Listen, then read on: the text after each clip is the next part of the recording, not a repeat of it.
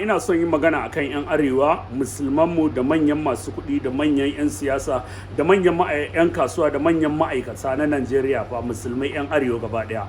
Ina son yin magana akan wani abu wanda ya daɗe arewa tun kafin a haife mu 'yan arewa suke fama da wannan abun, wanda abun ba addini bane amma kullum ana kallon sa kaman wani gyara ne.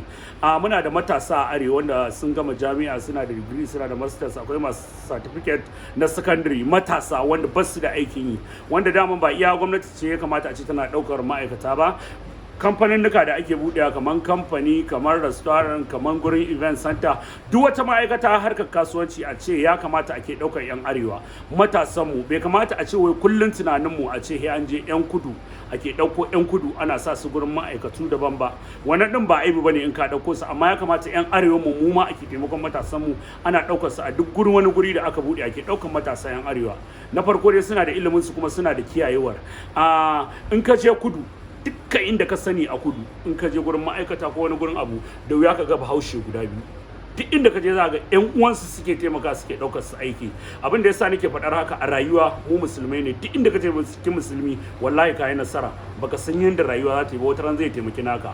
A misali akwai rashin lafiya, za ga majority musulman mu muka je asibiti, in ga mutum za ka ce ya jiki, Allah baka lafiya, Allah tsare, Allah saka fara ne. Dan kudu ba zai maka wannan ba. Sannan in ka je makabarta gurin jana'ida, za a dauki, za ga mun samu ci gaban da duk matasa yanzu ko wucewa ka je za a yi sallar jana'ida, za ka tsaya yi da kai ka samu lada. An yi nasara. Gurin ɗaurin aure, gurin da za a ce salati 10 ga annabi, musulman mu ne suke yi, ba za ka kira 'yan kudu su yi maka ba. Amma duk wannan abin sai aka mai da shi gefe. Sai dai in ci gaba ya zo na arewa, a bar 'yan arewa matasa, za ga abubuwa duk sun mana yawa, ba a taimakon matasa. Masu taimakon kaɗan ne, ana yi ɗin. Sannan kuma kana tunanin shi bahaushe lazy ne, ko ka ɗauke shi ba zai iya yi ba, akwai wanda za su iya yi ɗin. Duk wanda ba zai iya yi ba a rayuwa yanzu, in dai ba zai tashi taimaki kansa ba, zai ga yadda ake saka riga, zai ga yadda ake hawa mota, ake yin gida, ake samun rufe asiri. In dai ba za ka tashi da kanka ba, ko ba za ki tashi ba, wallahi sai dai ka ga ana yi. Su 'yan kudin abin da ya sa Hausa mu suke kiran suke yi din, ai za ga jajircewa suke yi.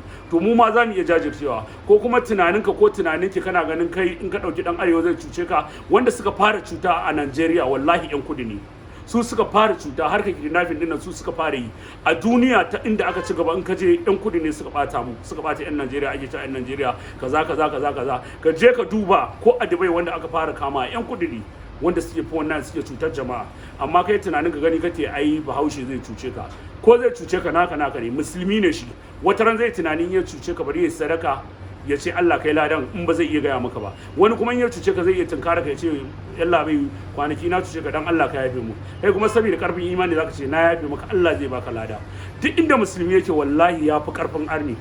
Mun yarda da arnan amana, ka gane, za a iya zama da arnan amana, amma a misali duk inda arni yake, manzo Allah sallallahu alaihi wasallam ya ce ba su taba san ku ba. Za mu yi mu'amala da su, Allah ne haɗa mu. Duk mai rabon arni ne zai shigo musulunci, mu ne masa fatan alheri, Allah kawo shi.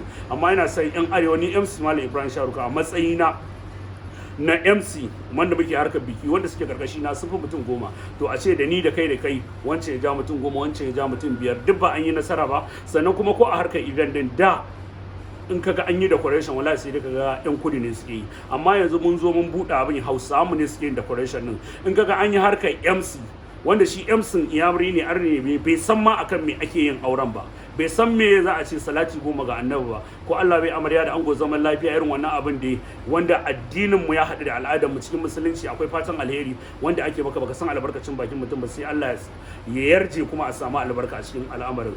To game da irin wannan na harkar event din ma, yanzu akwai wanda suke harkar biki, mawaƙan mu ba dole yayi wakar kudu ba, za a iya sa wakar kudin, amma akwai wakar Hausa wanda ka san me ake faɗa ma. In ma soyayya ce da gyara da nasiha da ake, duk mawaƙin da yake waka zaka je nasiha yake wa amarya da ango, amarya ga yanda ake taimaki mijinki, miji ga yanda zai taimaki amaryarsa. Sannan DJs din nan da suke harkar biki, duk gashi nan Hausawa mu duk suna yi. MC nan Hausawa mu, wanda ko ba ni ba in ka kira wani dukkan nasara ce, duk an taimaki yaran mu Hausawa. Bai kamata a ce akwai wani abu da aka ka'ide shi ba, wanda za a ce wai dole sai dan kudu ne zai yi. Wallahi bahaushen mu ba abin da ba zai iya ba. Mu muna alfahari da yaran mu na Hausa. Duniya yanzu ta ci gaba ma, a cikin yaran da ake ji da su a duniya wallahi akwai Hausa. 'Yan China zuwa suke su koyi Hausa, Turawa zuwa suke su koyi Hausa. Akwai wani babban malami Balarabi, zaka ji Hausa ya koya yanzu, har fatan alheri ke mutane da Hausa. Dan haka yaran mu ya fice karfin tunani, ya kamata muke alfahari da shi. Berebe wallahi yana alfahari da yarensa. Taronsa in gaje zaka ji da taro da addu'a da komai da yarensa suke yi.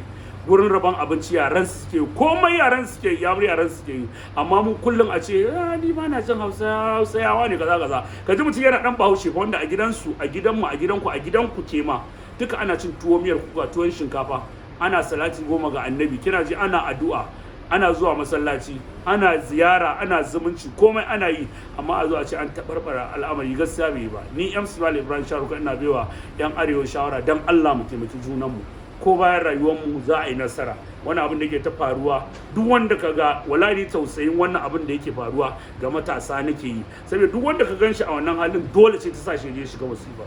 Za ga yayi baɗin lahu, ba duniya ba lahira, ya je ya kashe mutum ko ya kwace mutum waya, ya an cika masa, an kai shi prison, yayi da ya sani. To duka rashin aikin ne yake janyowa, suke ganin wayoyi, suke ganin riga, suke ganin abubuwa, duk su ma suke sha'awa. In mutum yana da aikin yau da gobe, Allah ta fice karfin wasa, dole sai ya nutsi yayi.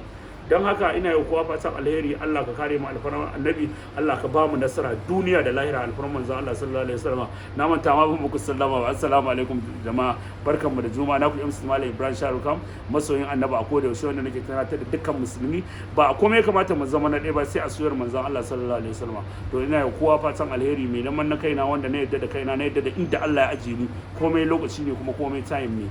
Allah ka rufa mana asiri duniya lahira. Nagode.